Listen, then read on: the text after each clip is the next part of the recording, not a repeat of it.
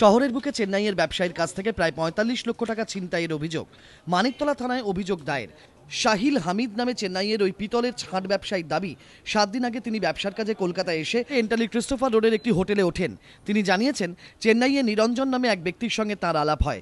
নিরঞ্জনই কলকাতায় পঙ্কজ ও বাবু নামে দুজনের সঙ্গে তার পরিচয় করিয়ে দেন। কলকাতায় এসে পঙ্কজ ও বাবুর সঙ্গে গিয়ে কিছু জিনিসপত্র কেনার কথা ছিল হামিদের। শাহিল জানিয়েছেন, পরিকল্পনা অনুযায়ী এদিন বিকেল 4টে নাগাদ তিনি জাফর নামে নিজের এক আত্মীয় এবং পঙ্কজ নিরঞ্জনের সঙ্গে গাড়ি করে কেনাকাটা করতে যাচ্ছিলেন।